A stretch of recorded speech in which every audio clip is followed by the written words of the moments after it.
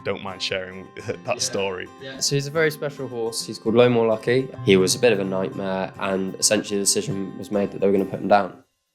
So that was sort of the end until it wasn't. So that's a good question. I think when you think about what we asked them to do, it's bonkers. I think it's using the days where it doesn't go so well, or you have a bad day, and trying to learn from that. It's consistency, your discipline, and turning up every day, even when you probably don't want to turn up every day. If you can get 1% better in 100 days, it's less than a third of a year, and you're already 100% better.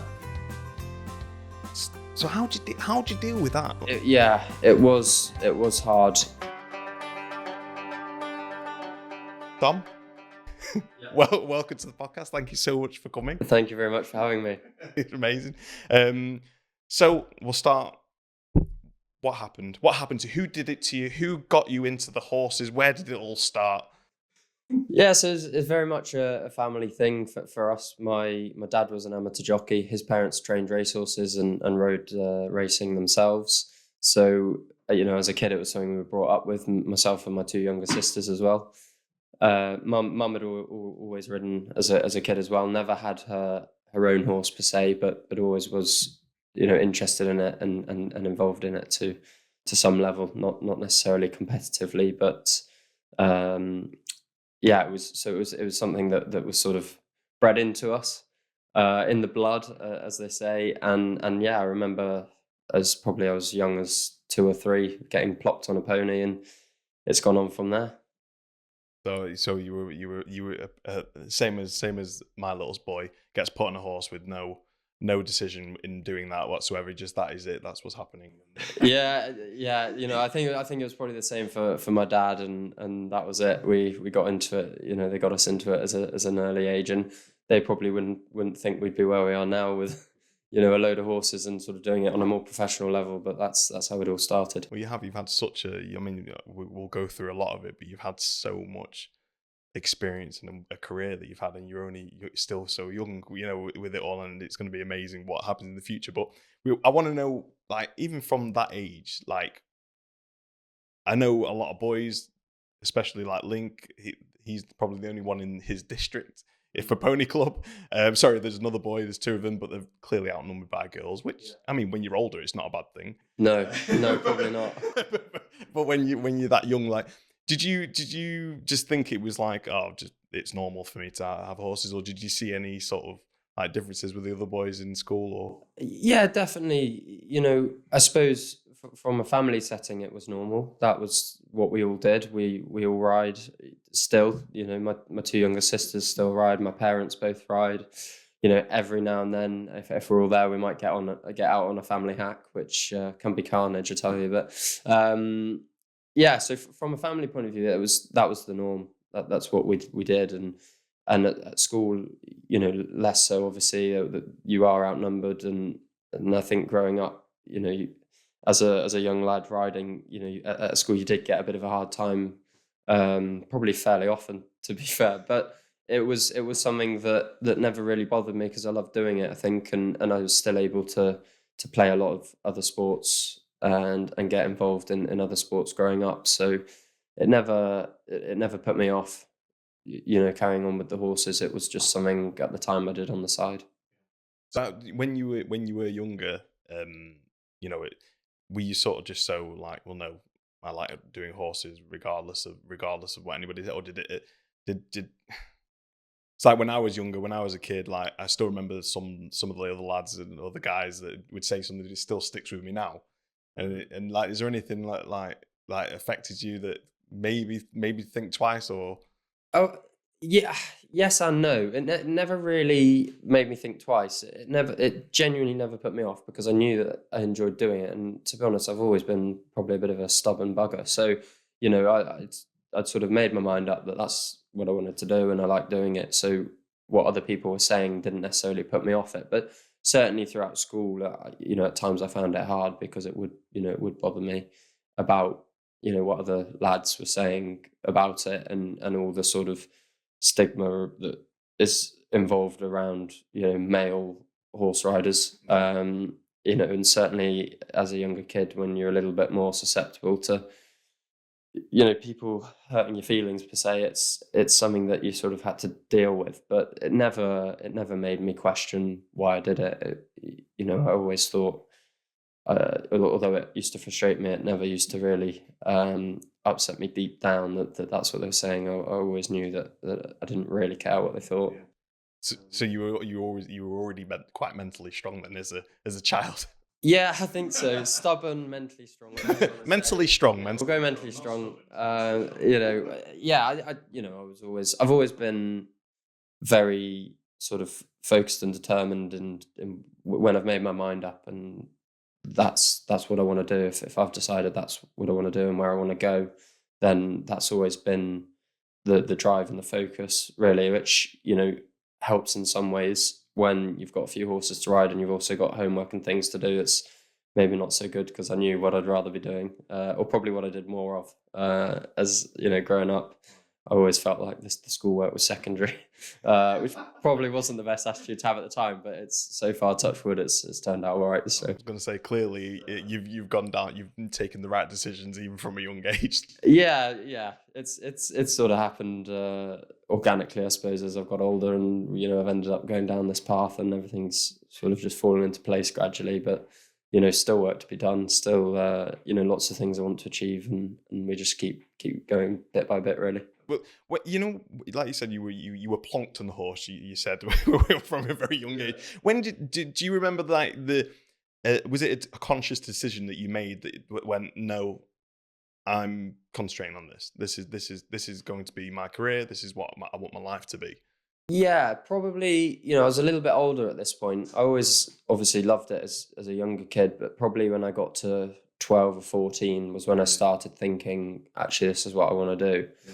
And like I say, I think probably my parents didn't necessarily expect that I'd go down this route. They've always been unbelievably supportive in with me and both my sisters, to support us as much as they could in whatever sort of chosen field that is. So yeah, but definitely sort of when I started to consciously think this is what I want to do, I was a little bit older, and then it probably started getting a little bit more serious, around 16, 18 upwards, when, we started to slowly get a few better results and probably get noticed a little bit more. And then, the last few years, it's been quite rapid in terms of the growth of, the business and the number of horses we're running. And yeah, but it's just one of those things where you just day by day, week by week, month by month, year by year, and you just keep working forwards. And like anything, there's always backward steps, but you just have to try and keep going, because as everyone knows with horses, it can be mentally hard, and there is always setbacks in any walk of life. So it's just about being resilient and trying to push them aside, really. You've had a fantastic career with it, but when I remember when I was 16, I couldn't even keep a straight diet, let alone keep as disciplined as you needed to be for horses and keeping them and riding them and the dedication and that needs. So how did you balance being a 16-year-old boy, lad, guy, with your future career of wanting to be where you are now? That's a good question. I think, like I said, I always had that focus, and by that point, I'd sort of decided that was the path I wanted to go down. So it was always, trying to work towards. Well, first of all, you have to figure out how you want to get there at the end of the day, because nothing in life is obviously just given to you. Whatever you do, you have to work hard for it. And I think I'd obviously made that conscious decision. This is what I want to do, and then it was a case of figuring out how I do it. And obviously, at the time doing my GCSEs, I then went and did my A levels because I felt that was probably a sensible thing. Then you've always got that option to fall back on if something doesn't happen, or you have a career-ending injury and you have to go and do something else, or there's many possibilities in there really with professional sport. So it was always a case of balancing school life and horse life, if you like. And I think, trying to be organised, which probably wasn't my best strength at the time. Still work in progress with the organisation, but slowly getting there. And it was a case of trying to set time aside to make sure that the schoolwork got done, and then doing the horses as well as I could on the side. And I still remember now, we sort of, myself and my sisters had quite a set routine. We'd get back from school, I'd go and do the evening stables. My middle sister Georgie would start cooking, and because she was the family chef really from quite a young age, and my younger sister would be on tidying and cleaning the house if required. But to be honest, she was at that point pretty young, so she sort of mucked in when she could, but she was She got away with it, is what you're saying. A little bit. Feel a bit resentment. Still, no. To be fair, she did her fair share, but she was young at the time, so we sort of had our sort of set roles, and then Dad would get back from work a bit later, and that was it. Who would set those routines? Was that your parents that had set them? Well, no, we sort of did it. We did it ourselves, actually. Really? Yeah, but my mum wasn't very well. As when we were kids, she was actually diagnosed with cancer when I was 8. Oh, I'm sorry. No, that's all right. It's a part of life, and I think everyone is affected by this. Something similar in their life at some point. So when Mum wasn't very well and having chemo and stuff, we sort of had to get stuff done, and it was just a case of we all knew what our sort of responsibilities were, and we did them and tried to work together, and still, to this point, to sort of remember very clearly that that was my job, and get off the bus and head down to the stables and get it all done, and it was, but it worked well, and with things like that, you just get on with it. Really, there's not a lot of. There's not much to say. And that is amazing. I'm sorry, I didn't realize that about. But that is just like, for me, when you're that young and you've made this choice in the career and you've been successful with it, like that is, I know you call it stubborn, but that is, you have to be so mentally strong and disciplined to do that. That is fantastic. That you were so dedicated with it and managed to also with your family as well, get through the regular days. Yeah, and at the end of the day, that that's all it was. It was just day by day, and at the end of the day, we feel very fortunate that our mum's still here, and touch wood, at the moment she's very well, and we're lucky because a lot of people aren't here, with cancer and things like that. So but that was obviously a big part of your childhood with stuff like that, but if anything, it was amazing because Mum was still supporting us with what we wanted to do, and even when she wasn't well, she'd still be driving me to an event, or so it was, like I say, I owe a lot of this to Mum and Dad, because they've been the backbone of it to help us do it. Certainly I wouldn't be able to without their input. So and it was just something, that was our life, I suppose, and you sort of, if you grow up with that, that's just what you're used to, I think. And we just cracked on. There's no point being sad and miserable about it. Of course, at times it's tough, but I've always been quite open about it, because it's just life, and everyone has things in their life. It's not so much a sob story, because everyone has something, and everyone has to deal with different things, and I think that's part of where actually the sport has been amazing, because it's such a great community, and so some of my best friends I've met through horses, that I know would help me if I need help, and likewise if they need a hand and I need to help them, and I will if I can. So you sort of form these amazing friendships through the sport, which actually it was a great thing for me, because it meant I could sort of escape it a little bit, and I was always happiest on the horse.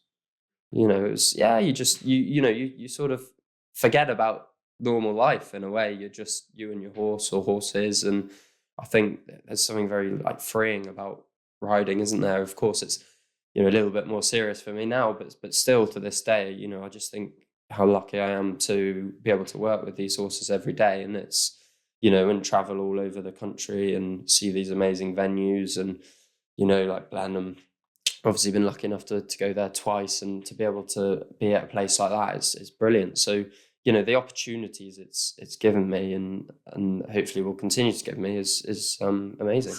Oh, that is fantastic. I think. Do you think? Because I know you say about you shrug it off quite casually. It's like, you know, everyone's got stuff to deal with. But I think the thing is that a lot of the times, not a lot of the times, but sometimes when life does throw crap at you, some people, and I think a lot of people, majority of people, do not deal with it correctly through no fault of their own. It's just that that's how they are. But do you think being in the horsey world from an early age is me? You know, like I always talk about when you know, my daughter and son, they fall off, get back up, get back on the horse and go. Do you think there's something in that that sort of sets you up? Not for obviously as bad as things as what happened when you were younger, but for in life. So when you get disappointed, you go again. Yeah, I think so, definitely, because, yeah, well, like you say, you know, you fall off, you get back up, you go again. You know, that you have to have that resilience in life, full stop,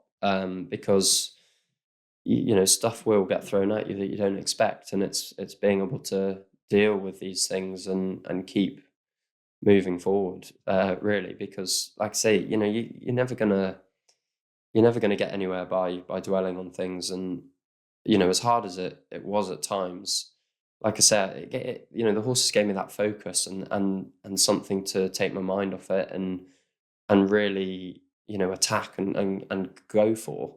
And it gave me that drive and something to aim at, which I think was probably the best thing for me at the time, because, you know, of course it was hard, but, you know, if I didn't have the horses, you know, maybe I wouldn't have been able to deal with it quite so well. And, you know, obviously, you know, I was at a young age where I probably had to grow up a little bit quicker than your average kid because of the scenario we were in. But it just gave me that focus and something to take my mind off it, and that was it.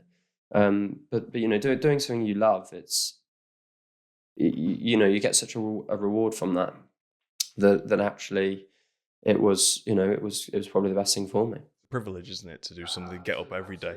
Yeah, absolutely. And, you know, they're such amazing animals. And, you know, when you think about what we ask them to do, it's bonkers. You know, they you know, we canter them at big fences and expect them to jump it, and over these skinnies and these corners and through water, and, you know, and do the dressage and the show jumping as well. And they're so trusting in what we're asking them to do, that there's no bond like it, really. I know it's kind of cliche, but, you know, they are amazing animals. Mm. No, they are. They're fantastic. And I only got into the equestrian industry when I was about 18. When my mum and my now stepdad, they ran around in school, and I got into this industry, and I was like, I have no idea what to do here. Why is everybody getting up so early to muck out horses, and why are they riding in the freezing cold and the snow and the rain? And then as the years have gone on, it's just your passion. Yeah, and I think that, you know, there's obviously an element of routine. And I think, you know, to be fair, I still struggle with the early mornings myself. It's probably not my not my strongest point, but yeah, you try and get a bit better at it. But, you know, with the events when we're leaving at crazy o'clock, to go all over the country, you know, you've got to get up and get on with it. Yeah, it's your routine, isn't it? You get conditioned for it as well. I always find it's like with work, it's like it's not work for me. It's like I'm up at 6 o'clock, whatever it is, in the morning, and I'm in work. I'm gone, and you're the same. You're probably up a lot earlier than that. To be honest, I mean, it depends quite a lot. You know, in season is a little bit sporadic at times, because, you know, I mean, Christ, sometimes we're, you know, off the yard by 3:30 in the morning, or something ridiculous if you've got, you know, a busy day. Somewhere in the country further afield. So I mean, we're very lucky with where we're based. We have quite a few events locally to us, so it's not as bad. But yeah, there's some early starts in there, but you know, on the whole, it's worth it. It isn't, you know, it's not too bad. Well, we'll go back to you know, your teens. Yeah. So you're 16. You're 18. What was the sort of like, you've made that decision to I'm doing horses, that's it. What was the sort of next big milestone after that that sticks in your head? Well, I think for me, as I said a bit before, I wanted to do my A levels to sort of give myself a bit of an option in life. Probably somewhat regret it now because I was never the biggest fan of school. I'm sort of glad I did it, but it was I found A levels pretty taxing because, like I say, at this point, all I wanted to do was ride horses. But I got them done, and that was I finished my A levels COVID year, so that was another bit of a swerve ball that obviously got thrown at everyone. And finished. So I finished my A levels, and then I'd already decided, sort of originally I wanted to do uni, but I decided prior to my finishing my A levels that probably the best thing was that I'd take a gap year and I go and work for someone. So I'd then got a job with Porrick McCarthy and Lucy Wiegsma down in Devon. So it was fine. But yeah, so I took a couple of horses down with me. I was very lucky that I was allowed to take 2 horses with me, and went down to work for Porrick and Lucy at MGH. And for me it was amazing because not only I got to learn obviously about the competition at a higher level, the management that's involved with looking after these horses, but also MGH Sports Horses, as some people may know, they have a big breeding program now. So getting to see the breeding program, the mares, the foals. We had a lot of horses there at the time, and I was very fortunate that Porrick and Lucy gave me plenty of opportunities with riding as well. So not only I had my own 2 horses there, but I got plenty of riding on some of their young horses as well. And to be fair, some of Porrick's top horses, at times, keeping them fit for him and things like that. So that was a massive learning curve. I learned an awful amount, loads there, to be honest. A lot of what I still do now is from what I learned there. Not just from the riding, but the management as well. Well, tell me a bit about. Just in terms of keeping them on the road and in the best shape. How Porrick got them fit, and what his routine was after they galloped. Icing legs. All of this is you learn, and I think everyone does it slightly differently. There's not really one rule for everyone. You develop your own sort of routines and how you feel it's best to look after the horses in your care. But it was a huge learning curve being there because I learned a lot on a wide variety of things to do with high level equestrian sport, and not only the event horses, but Porrick breeds a lot of jumpers as well. So having a bit of insight into the jumping and the eventing and Porrick's knowledge, and Lucy, was very successful in her own right before she retired. So having 2 people there that could give you all this wealth of information, and that was brilliant for me. And I had a lot of fun there. There was a good group of us, quite a few of us that worked there, and it was a really good thing to do, and I'm very glad I did it. And to be honest, possibly one of the things, if I could go back in time, is I'd do more of that and go and spend time with other professionals and see how they did it, and just try and keep learning and build on my own knowledge. But it sort of didn't quite work out like that when I broke my leg.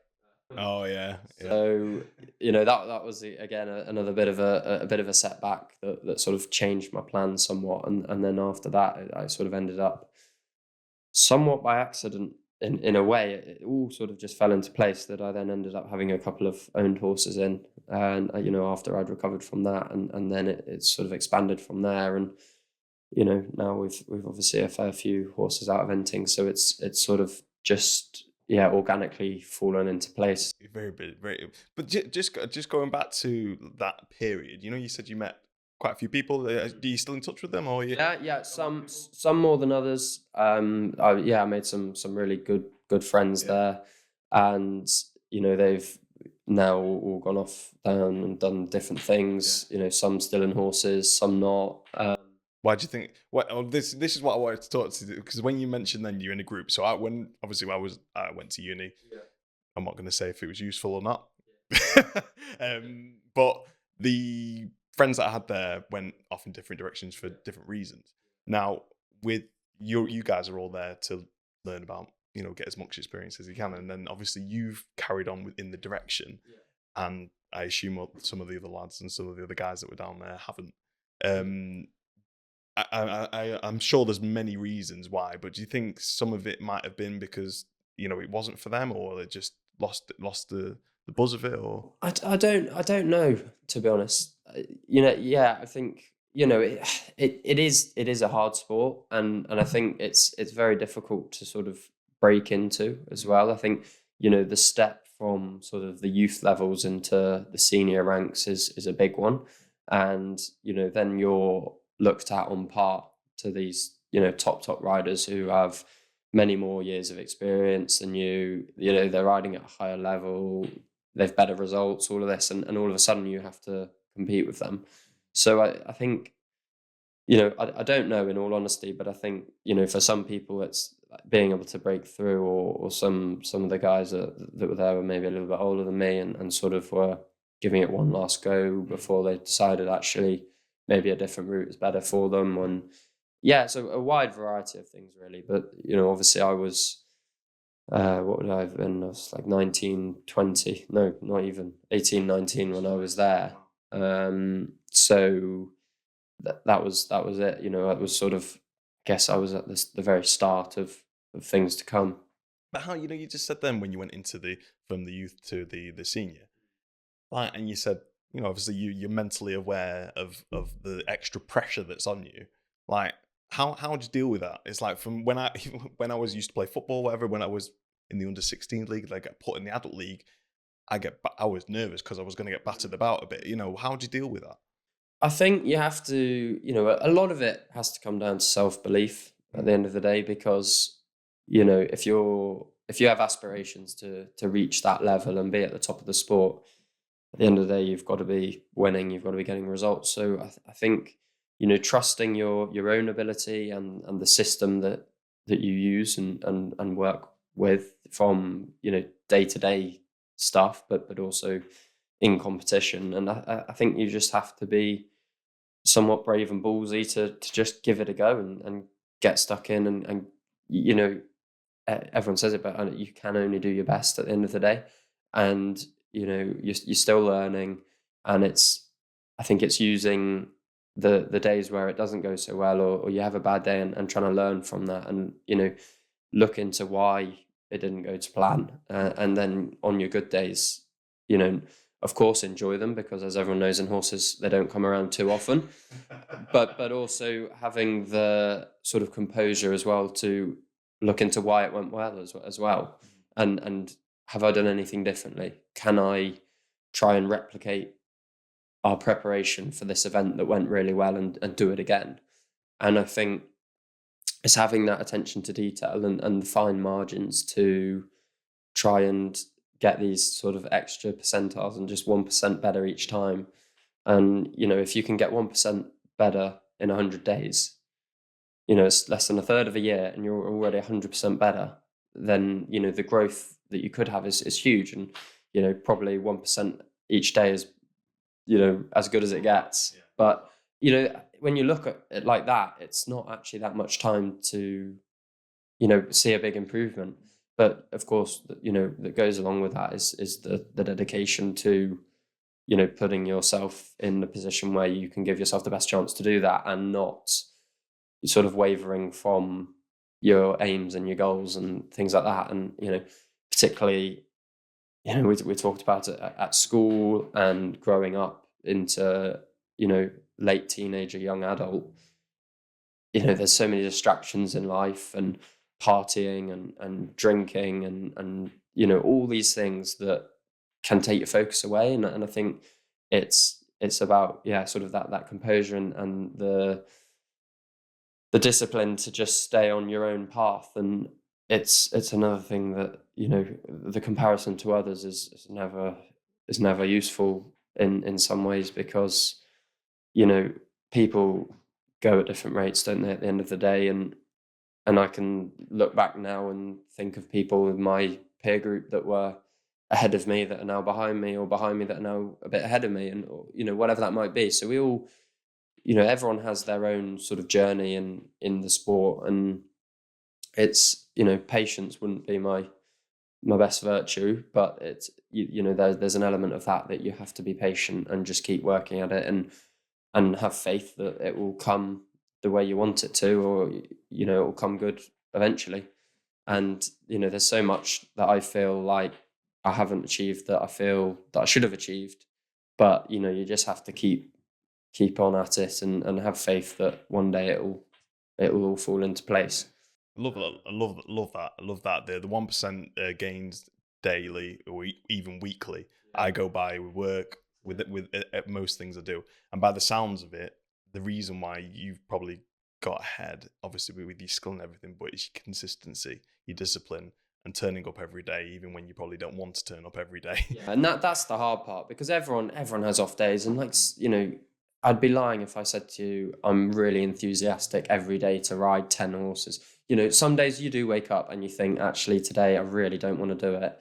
And, then it's a case of somehow trying to give yourself that sort of work-life balance, which in horses is very difficult, and particularly in the season when you're traveling a lot and competing a lot. I think trying to give yourself a little bit of downtime at some point is important, but also, yeah, as I said, having that discipline to get on, and or even on those days when actually you're thinking, God, I'd rather be doing something else, and it's hammering it down with rain and it's freezing cold. But at the end of the day, the horses are animals. They need looking after. They need working, and again, that's why it's important to have the right team around you that are there to help you and make your life as easy as possible as well.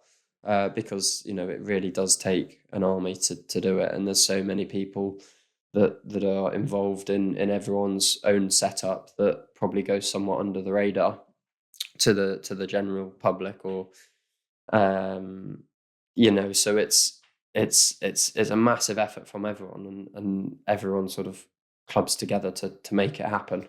So yeah, it's a huge effort. You feed off each other. Yeah, I think you have to have a team that inspires you at the end of the day, because if you lose that inspiration, then everything else is probably going to waver as well. You lose your motivation, you lose your discipline. You want to be surrounded by people that want the best for you, and you want the best for them, and that's in every walk of life, but friends and family and colleagues and employees, or it's everything, and that's it. It's all about being able to work together for the same goal, and try and even vets working with farriers, and they're all people that are there to help you at the end of the day. And it's okay, somewhat as a rider, you're the one coordinating it on the whole, and that's where another thing that people probably don't think about is the fact that you do have to run a business, and you do have to manage people, and you do have to communicate with owners and your team and things like this. But it's all it's all connected. It all works. It's all one big cycle, really. So are you managing a number of people at the moment? Again, I wasn't aware of this. Yeah, so we have we're very lucky. We've got a great team of people. We currently have 2 full-time members of staff and 1 part-time who helps us cover weekends. So yeah, from again in the public eye, I think people sometimes forget that riders just ride. I mean, again, I find it quite full on, but from I do all my own admin, my own invoicing, all of this as well, which I find it very dull, to be honest. I'm very fortunate that mum helps me with it a lot as well. When we have busy days and I can say, oh mum, please can you do this or that or the other, or this needs paying, or whatever it might be. But on the whole, I do all my own sort of admin myself, so it is a lot to manage, and and things like ordering bedding, feed, haylage. You've got to do it all.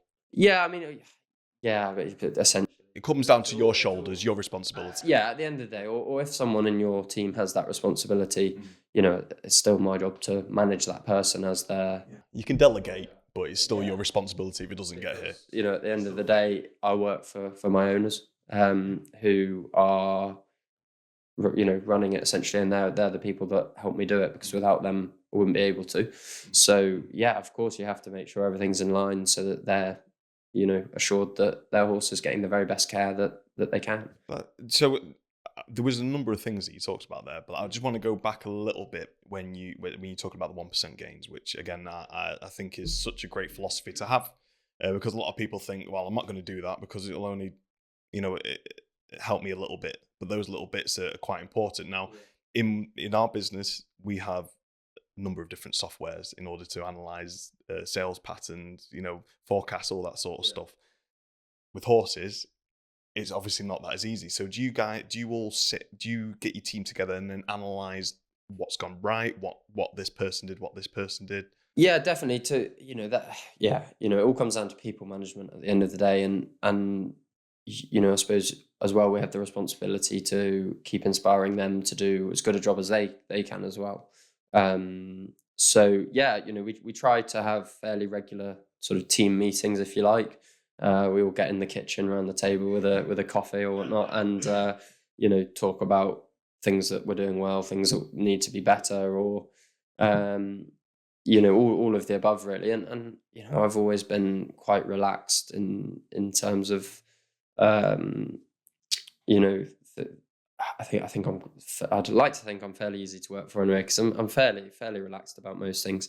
But also, you know, I feel that, you know, the guys that do such a great job working for me are entitled to pick me up on things as well. If there's something that I'm doing that they're saying, actually, you know, you keep leaving the boots on the floor, or, you know, they need to go back in the cover, you know, I'm all ears at the end of the day, because if I can help them do their job a bit more easily as well, then, you know, it keeps everyone happy and everyone's on the same page, working, like I say, towards that same goal that we all want to achieve. And I think, me being young, and we have a fairly young team, it's you know, we want to be in it for the long run, and you know, hopefully these guys will be with me for a while, and we'll just keep plugging away on hopefully, you know, on the way up. But again, that, you know, starting in this career and running the business, you know, as a young person as well, I've found that does come with some difficulties, because often one of your employees might be older than you, and then there's that, you know, management thing, because you maybe feel like they think you're just a kid, which, you know, at the time I was. But, you know, and again, that's just having the ability to be able to communicate properly and make sure that everyone's happy and on the same page, really. You know, it's not that, in some ways it's not that complicated, because, you know, you all just need to work together and get it done. But obviously it's never that easy. So, and things go wrong with horses. So, you know, then you're sort of all there scratching your heads going, right, how can we do this better, or how can we do that better? But yeah, there's lots of things, you know, in running an equestrian business that people, I think, forget about with how much, you know, stuff there is to think about. But, you know, it's all part and parcel of the job, and you just have to keep doing it to the best of your ability. I'll be completely honest with you. I didn't realize that you had to manage those, you know, that side of it. Yeah. I didn't think that was part of it, but Yeah, that is I mean, even more amazing. it's probably different, you know, person to person. You know, I mean, probably in the ideal world, I'd have someone, you know, doing my admin for me. Eventually, maybe. It comes with a cost, and then, you know, that's a whole nother. I won't go down that. Yeah, to divulge, but, you know, for another time, of how difficult it is to run it as a business. So, you know, everything has a cost, doesn't it? But I mean, in the ideal world, hopefully one day maybe I'll have someone to do my invoicing for me, because I find it pretty dull. But yeah, at the minute I'm getting on with it. I agree. But yeah, so again, I know this is what always happens. We go from one story to, but going back to it. So you had your gap year and you went down. So, you know, like when you were down there, did you pick up like a lot of management skills, like how they dealt with their team, and applying that to what you're doing now?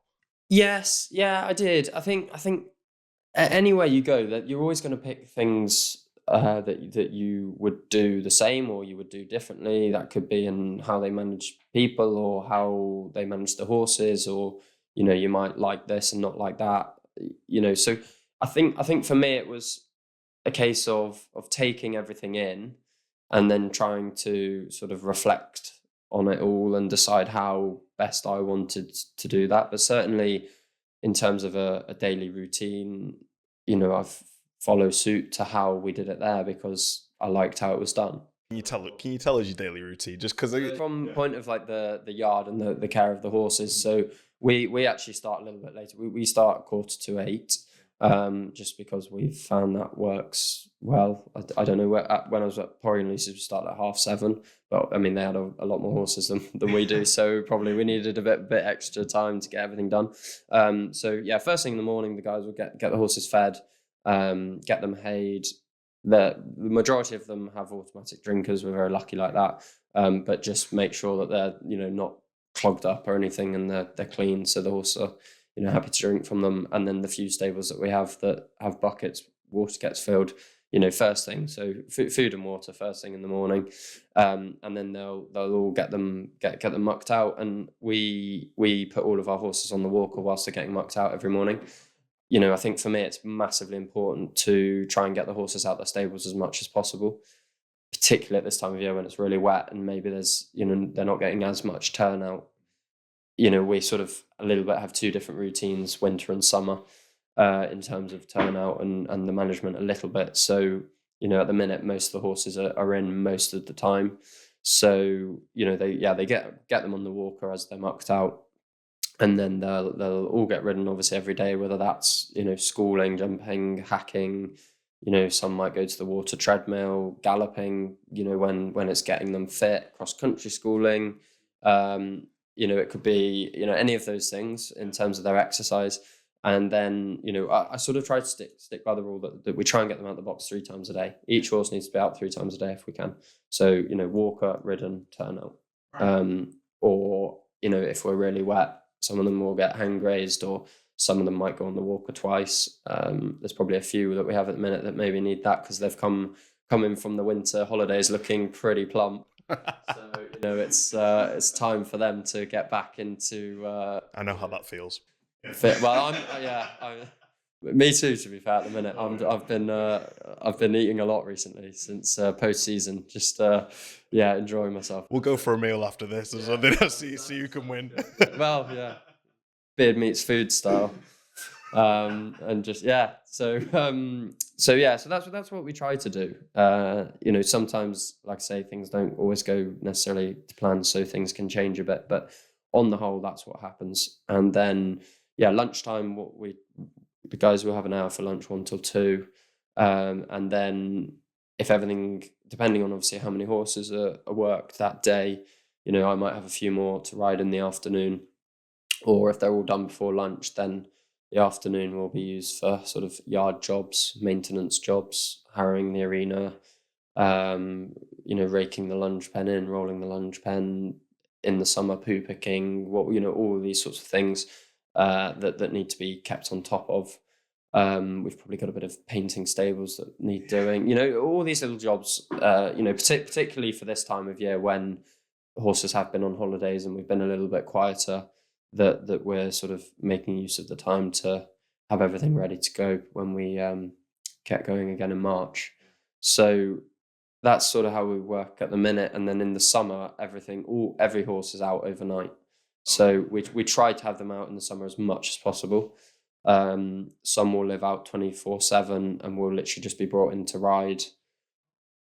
Others will be in the day, out at night. The odd one, if they get really fat, might be out in the day and in at night, just so that we can control a little bit more how much they're eating. Particularly, the top horses, when they have to get, particularly fit and make sure they're not carrying any extra weight that would be, negative to them. So again, all of this is horse dependent at the end of the day, and it's about finding what works for each horse. And some things work for some horses that really don't work for others. And it's just about being open-minded, I think, to the fact that every horse is different, and it's about finding a way that works for them. And that's it really. But certainly, day to day, that's where I think you have to probably use near enough all of my brain power. Not that there's much of that. Yeah. No. I'm like, yeah, no, no, clearly not. Just to make sure that, you know, I am a bit of a perfectionist, and I do try to look at every sort of minor detail to get those extra, you know, marginal gains. So yeah, just really looking at what's working for each horse, and if one horse isn't going as well as it has been, you know, is there a reason for that, or have I changed what I was doing? Have I changed its routine and system? You know, on the whole, you know, I think you have to work to your ideal system and then make changes adequately if needs be. You know, in the ideal world, they'd all be the same and it would be easy, wouldn't it? But that's where it's difficult. You know, every horse is a bit different. So it's, yeah, like I said, it's finding what works for each horse and going from there. And yeah. So you do all that plus managing the business as well. Yeah, I mean, to be fair, like, well, obviously, so now I've got, you know, we've got a great team around us. So, you know, what I do on the yard is very limited. I'm very lucky that I've, you know, I trust those guys basically to make sure that the horses are, you know, completely cared for and basically have everything they need.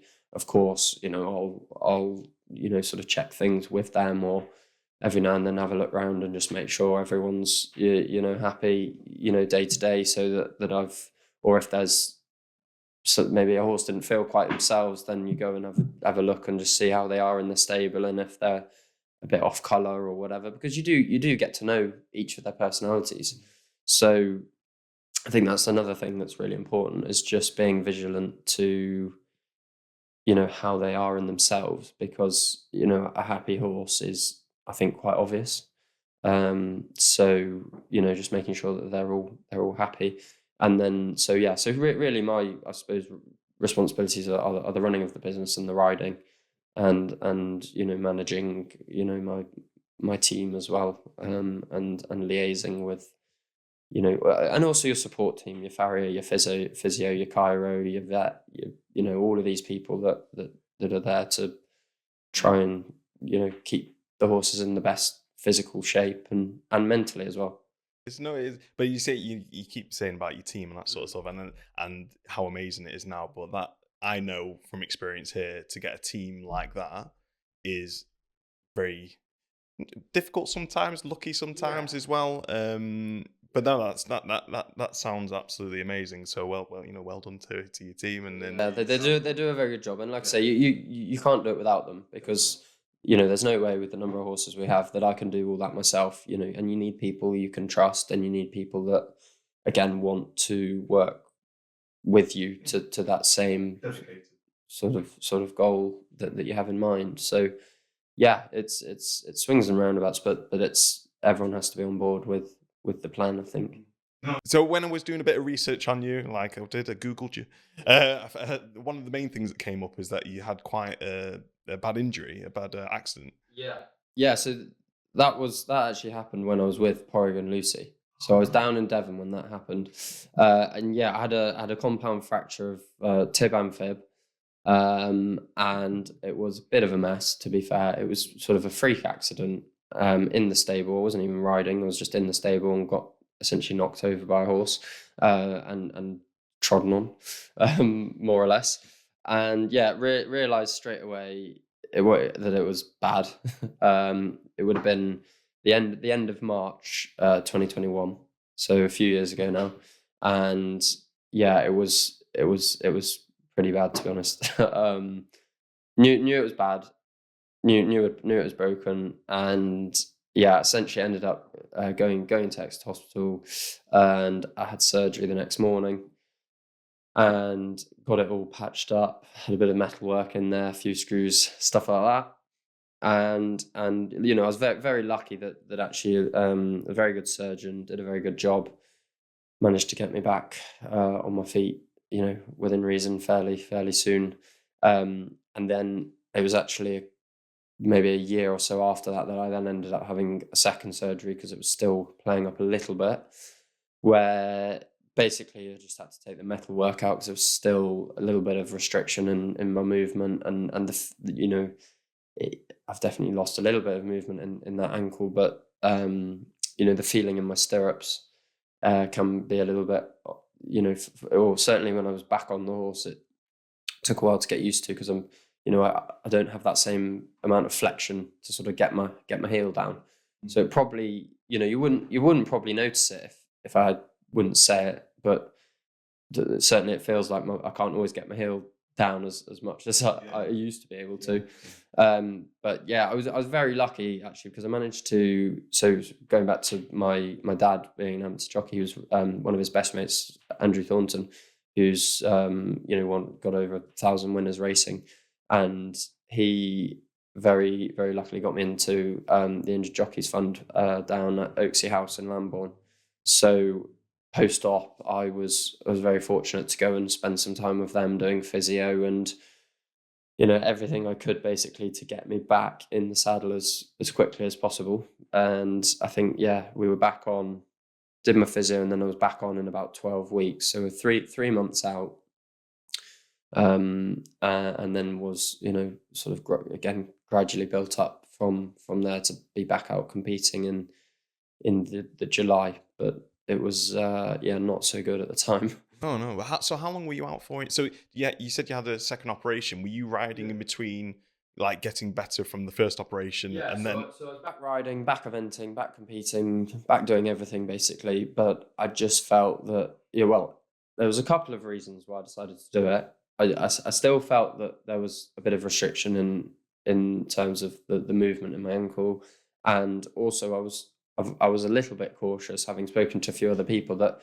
if bad luck, I ended up falling off or breaking it again, it's very complicated when you've still got the metalwork in it, because essentially the metal doesn't break and you get a break either end of the metal, or you can do, is what I was told. So I thought, well, the best bet is probably to get it out, do a bit more physio post second surgery, and then crack on again. And it's been, very manageable since then. And on the whole, I haven't had many issues with it. But I did, probably after the second surgery, I was only off for probably 3 weeks, and then I was back on, and it was when the swelling went back down, and I was just crack on, because obviously it had already healed from the time before. So, but it was definitely a bit of a ball ache, but these things happen. So when you were the first time, when you broke it, had the operation, had the metal put in, how long were you out for? 12 weeks. Jeez. So 3 months. I think I was non-weight bearing for 8.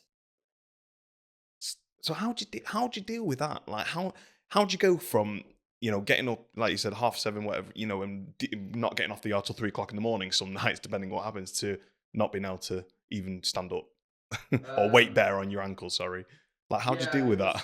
It was hard. I mean, I think probably the first feeling was just that I was just absolutely gutted, because it was 2021 and the beginning of the event season actually got postponed because of COVID. So the first few events were beginning of April. So I was actually, I think it was the 31st of March I did it. So I was literally meant to be going to my first event of the year about 2 days later, or something like that. So I just remember thinking, oh no, this could be my season done, because I've probably done it at the worst possible time, because it's right at the beginning of the season. So, all your recovery is going to be throughout the season. So my first thought was, oh no, I'm not going to get eventing for a while. And then obviously you're thinking, oh, there's a long recovery involved, and the whole rigmarole of that. And, being on the sideline is hard mentally when you sort of feel somewhat stuck, because there's not a lot you can do without your leg. So how did you feel during that time? To be honest, I can't really remember exactly, but emotions are all over the place, because some days you think, oh well, it's life, things happen, I'll be fine. At the end of the day, you're not going to die. You're injured, you're on the sideline, but you will make a recovery, you will be back to it in a matter of time. It's just one of those things. And then other days, you're sat there looking out the window. It's nice and sunny at this point, because we're sort of getting into summer. towards the end of my recovery, and you're looking at the horses in the field thinking we should be going eventing, mate, and you get a bit down in the dumps because you're missing out, and you see all your pals out, and everyone eventing. I'm a bit of a eventing nerd anyway, so even if I'm always sort of stalking results, and we have a great system called eventing scores where all the all the live scores and stuff. So to be honest, I probably used to just sit there and just scroll all the live scores, just keep refreshing it, see who's doing what, and any of the live streams on like Horse and Country or Clip My Horse, all of that. Just sit and watch any eventing I could, really. But then sometimes I was like, oh no, I'm even more miserable because I want to be back at it. It was just yeah. Continual circle. Like, I want my fix, but it's like, oh, I can't do it. So it was hard, but like I said, I think you've just got to try and be sensible about the fact that it's not the end of the world. Like, it is frustrating, it is bad luck, it's all of these annoying things, but you'll get back to it. And we eventually did get back to it sort of end of July, and then actually went on to have an unbelievably good season on the 2 horses that I ran that year. I don't think probably I've ever had a better year. In fact, that was then I went on to win my first international in that autumn. Really? At Cornbury House, yeah. Wow. So it was a bit of a whirlwind. It was a bit of a whirlwind, yeah. So I had 2 horses that year. Low More Lucky, who's still my top horse now, and another great horse called Blackwell Shanty, who we still have, but he's sort of semi-retired. With Dad actually rides him a fair bit now still, so he makes the most of him. And so I had the 2 horses, and they were just unbelievable. I don't know whether maybe having a bit of another break did them good, or for whatever reason, we just came back out and had a really good season. They were the pair of them were pretty much sub 30 the whole year. I think we averaged less than a fence all year. I didn't have a cross country fault. Lucky then went on to win the Young Rider 3-star at Cornbury, which is a big sort of under 21 class there, and everything sort of just fell into place. And then I think you look back and you think, God, I was really miserable at the beginning of the year, but everything happens for a reason. And I am a fairly big believer in fate. And at the end of the day, it is what it is. Things happen, and you just have to think that there's a reason for it. And you might not see that. You might be sat there really miserable, really down, really glum, but you just have to tell yourself, there's a reason this has happened to me, and something good is around the corner.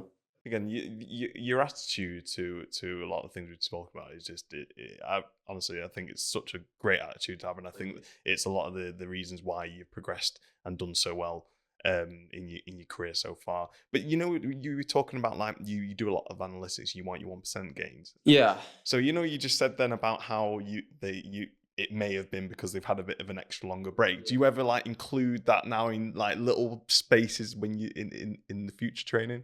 Yes, to a degree, but I think now probably with the bit extra experience I have and a little bit more knowledge, I a lot of what I do, I think I go off feel. And at the end of the day, I work with these horses day in, day out, and for me, like I said earlier a bit, that it's being vigilant to how the horses are in themselves and how they're feeling. And if I feel that a horse needs a break, I'm quite happy to say, actually, this horse needs a break.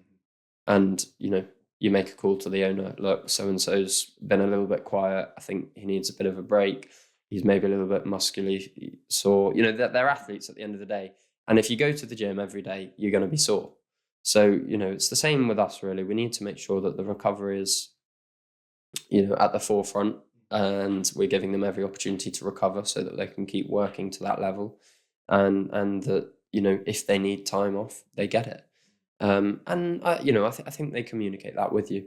I think the horses, know, and then it's your job to pick up on their cues and actually give them a break if they need it. Or likewise, actually, some of them might be being a bit fresh and a bit cheeky, and you think, right, mate, you're getting it. You're getting a few weeks harder work because you're causing me a few problems. So it's all a scale, isn't it? It's an equilibrium, and it's just balancing everything out. But you can pick up on them because you're working with them every day. Yeah, I'd like to think so. I mean, look, you're never gonna pick up on everything. There's things you miss. There's other things you pick up on early, or it might take you a minute to see something. But it's just being conscientious, I think, and being thoughtful of what the horse is trying to tell you. Do you think that, again, I'm going off on a tangent here, but do you ever think that intuitiveness that you've developed is again a skill that some other riders don't have? I don't know. I think some will more than others. It's like common sense, isn't it? Some people naturally have common sense, others not so much. So I think it's something that you can develop. I think it's something that some people are probably born with a little bit more, and it comes a little bit more naturally. And I think, yeah, it's like, I suppose, any trait in a person. Some people have to develop that trait. It might be that they find communicating with people difficult, and they have to essentially, train themselves in that aspect to become better at that.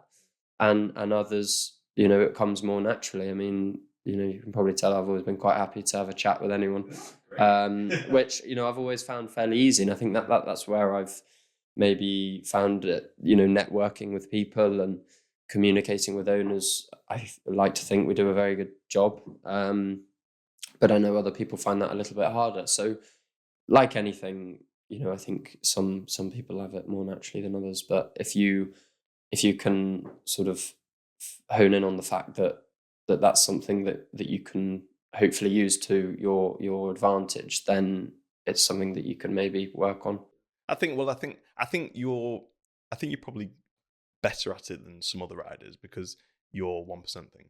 Because like you'll clearly think about it over and over again until you find out, actually, well, maybe it's this, or yeah. I think I've always been incredibly competitive as a kid, and that stems from even back to when the school days, where I would get stuck into any sport. It didn't matter what it was. I wanted to have a go, and if I was doing it, I wanted to beat you. I wanted to be a winner, essentially.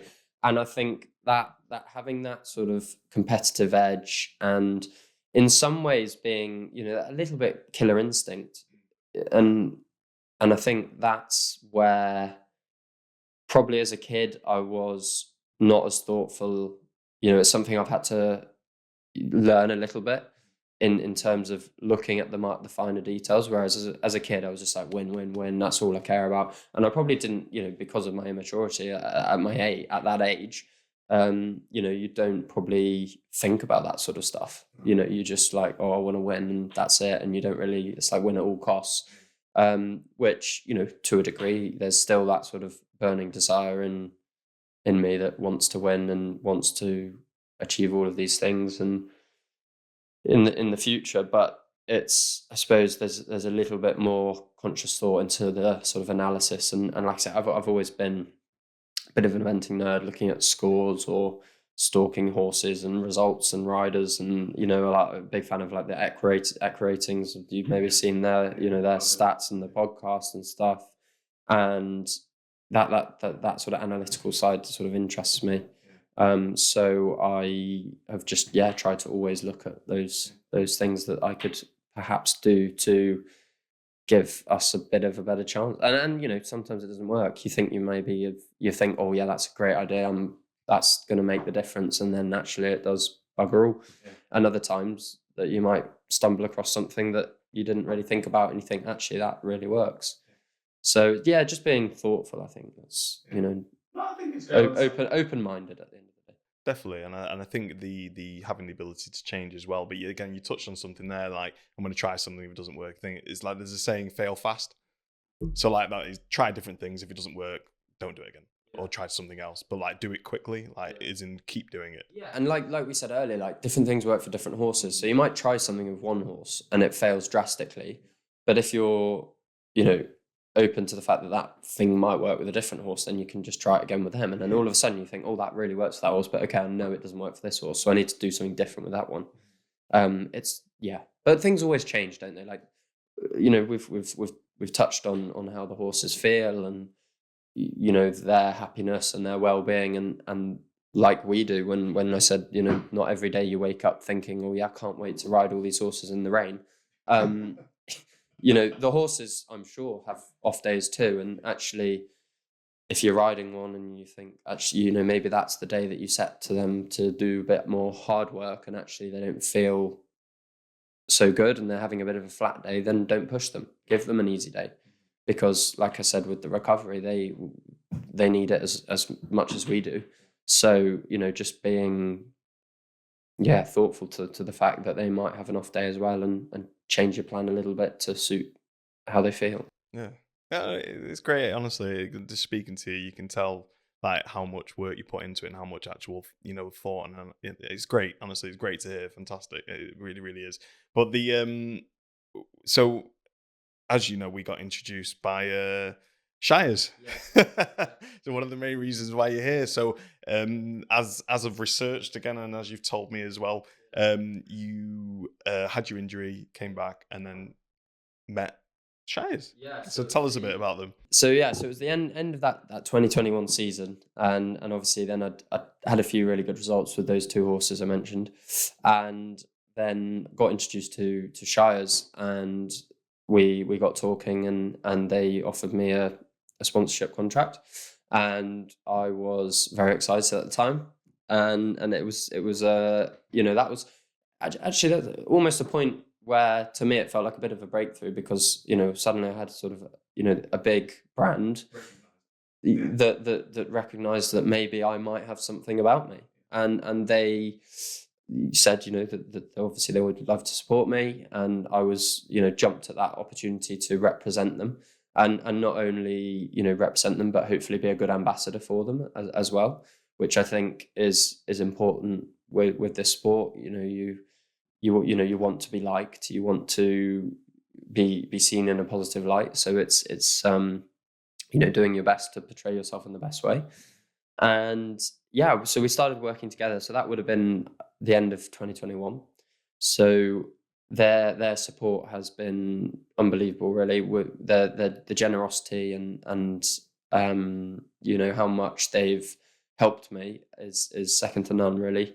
We've used, literally all of their products on a day-to-day basis, from their rugs, their horse rugs, the horse boots, clothing for me. I'm gonna say representing Aubryon clothing, which is great, and again having some male clothing, which for some equestrian lads is difficult, or to find stuff that's comfortable and fits and feels well, and they have a real focus on developing their products to suit horse and rider to the best that they can. Yeah, no, definitely. Well, I think my kids definitely are in a lot of Shires gear, because they come in and nick it from the warehouse over here. They just come in and go, I like these ones here. Yeah, I like these ones. But like, funny, like you going back to the guys' clothing. The Shires have a great range of it. But I remember when I was 18 and I got on a horse, I had to get some breeches, obviously. Yeah. And these breeches were unisex. Yeah. They weren't unisex, they were ladies. And I put these on, and bloody hell, I felt it.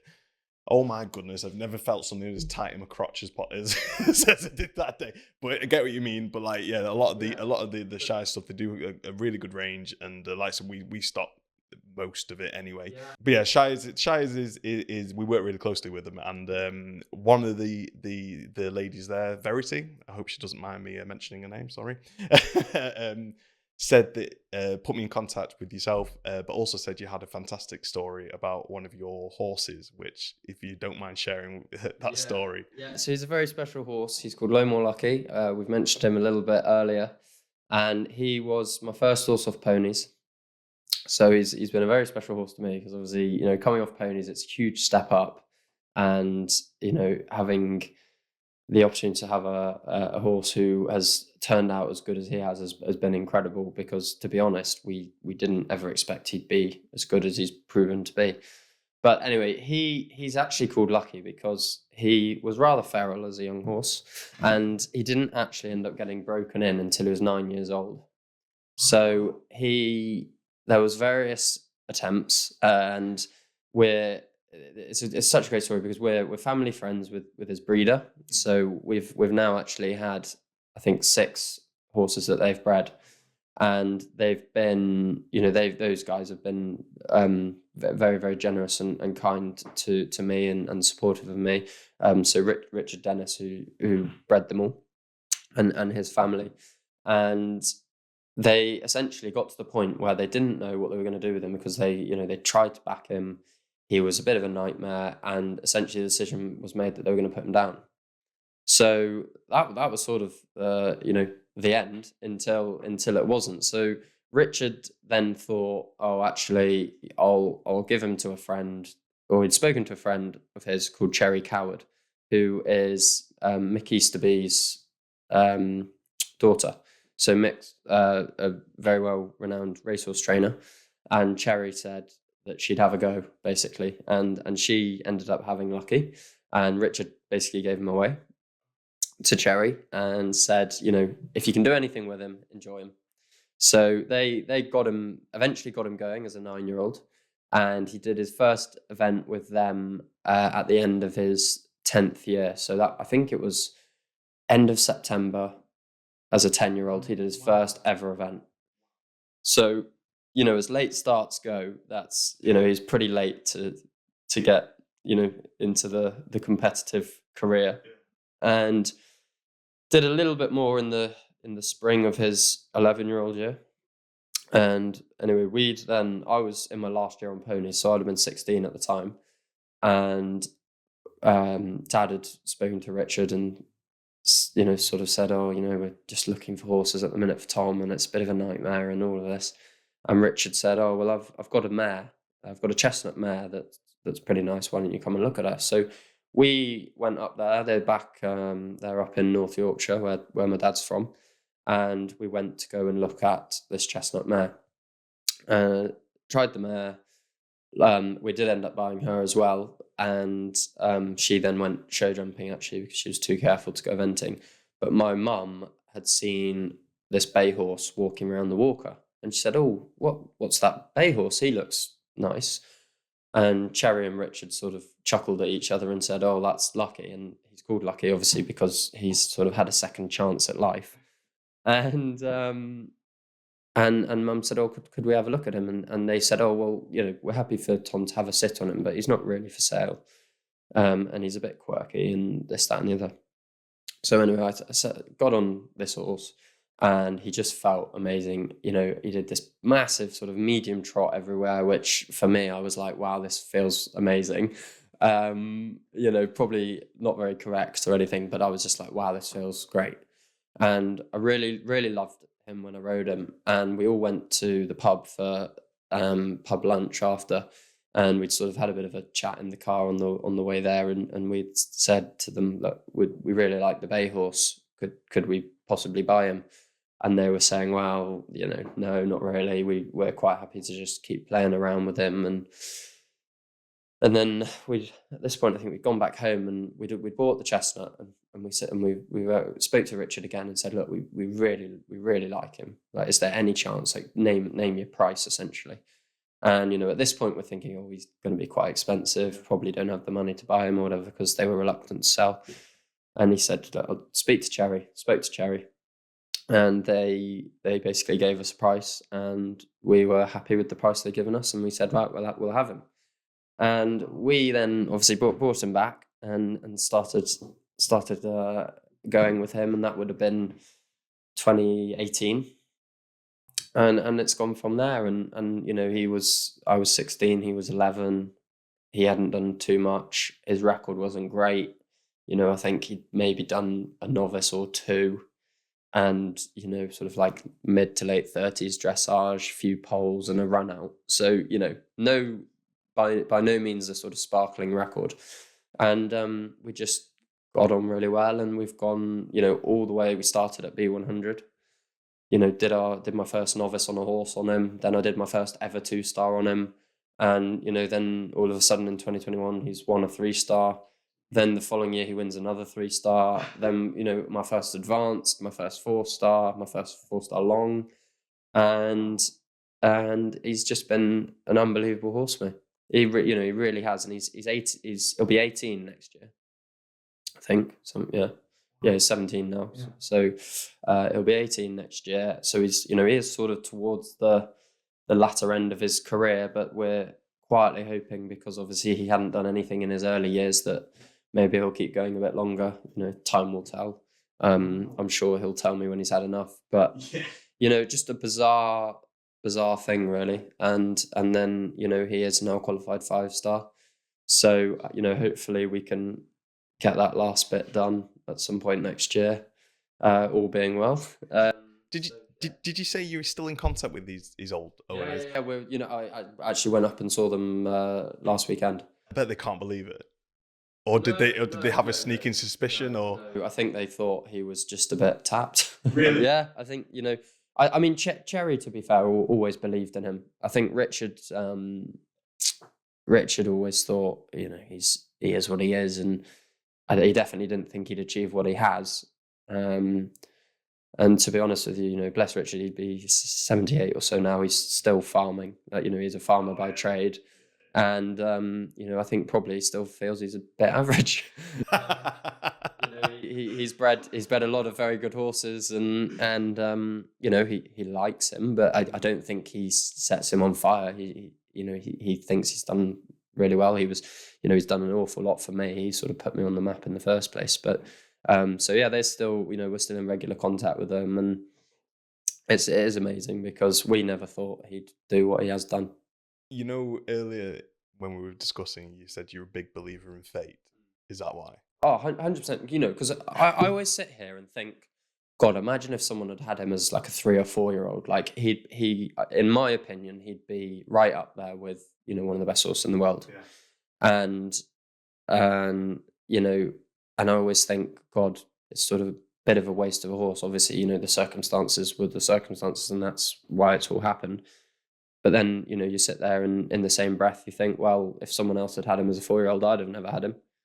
It's like I say, a bit of fate that we sort of found each other, and we've sort of both gone way beyond expectations. And, he's, like I say, I think he's the horse that sort of allowed me to do this as a career. Yeah. I think without having done what I have done with him, I probably wouldn't be where I am today. So, he was the one that I got a few results on, and it, got me a couple of other owners, and then, you do a bit with them and get a couple of results on them, and you just keep going like that and keep trying to expand and always try and find that little bit more quality horse, and, get the very best out of each one. But certainly for me, he's been the horse that's put me on the map, and yeah, I owe it all to him, really. He owes me nothing. I mean, just speaking to you about, I keep going back to it, but like your attitude towards it, your mental strength. I know you call it stubbornness, but yeah, well, it's a bit of both. But it sounds like you've both met each other, but if that combination wouldn't have happened, I don't think that would have been a successful combination for any other pairing, by the sounds of it, because of your attitude and then his ability. And yeah, I think it's not to say someone else wouldn't have got a great tune out of him as well. By no means I think we won't know. We won't know. I don't think so, by the sounds of it. By no means I don't think that I'm the only person that could have ever got him going. But I think we have formed a special sort of relationship, and he's a funny horse because he's very shy. He stands at the back of the box. If there's people on the yard that he doesn't know, he doesn't really stick his head over the door. He still won't let you pat him over the door. He's still a little bit head shy. Still hates being clipped at the grand old age of 17. He's a funny thing, but he sort of has this weird sort of inner belief and inner confidence and this sort of assertiveness. He's so assured of himself, like within, I think now. And you get out on the cross country course and he just turns into a different beast. You're just like, you're just so confident and brave, and yeah, amazing. But still, he'll keep himself to himself. He's a bit shy, and yeah, like I say, stands at the back of the box hiding most of the time. It doesn't sound like a problem horse at all. No, he's grand. He's grand, and he's so well behaved. Like he obviously he was sharp when he was younger, but he's so easy now, and he's just a delight to ride every day. Every day I sit on him and I'm just enjoy riding him. And it's very nice to have a horse like that you of course, it's great to enjoy riding all of your horses. And on the whole part, you do. But obviously, some horses are more difficult than others, and he's just. I really think he wants to win as much as I do, and we sort of are on the same page about everything. We know each other now inside out because of all these years that we've been a partnership and a team, and yeah, we sort of just we have that understanding of each. Sounds like you've got a fantastic bond. Yeah, no, definitely. He's like I say, I love him to bits. He's a great horse, and the only thing I'd change is make him a few years younger and keep him for longer. Go back in time, but yeah, it is like I say, you can't change that. So it's getting the most out of him now and enjoying the next bits and just enjoy having him out and. He loves it just as much as I do, so it's great. That's awesome. So honestly, that is what a great story. She said it was a fantastic story. It really is. It is. Now, when usually we come to the closing end to the podcast, I usually ask a question. So I'll ask you the same question, and it's is there anything that we should have talked about today that we haven't? I don't think so. I think we've covered most of it. I think it's been very enjoyable. So thank you very much for having me. It's been great to come up and have a good chat to you and hopefully some interesting insights for those listening. But no, I think we've covered everything there. Definitely, no, Anna, and yeah, thank you for making the journey. Thank you for coming on. Honestly, really, really lovely to speak to you, and I wish you all the best in the future with your career, and hope to see you more and more again in the future as well. We can have another catch up in another year or so and see what other new stories you've got.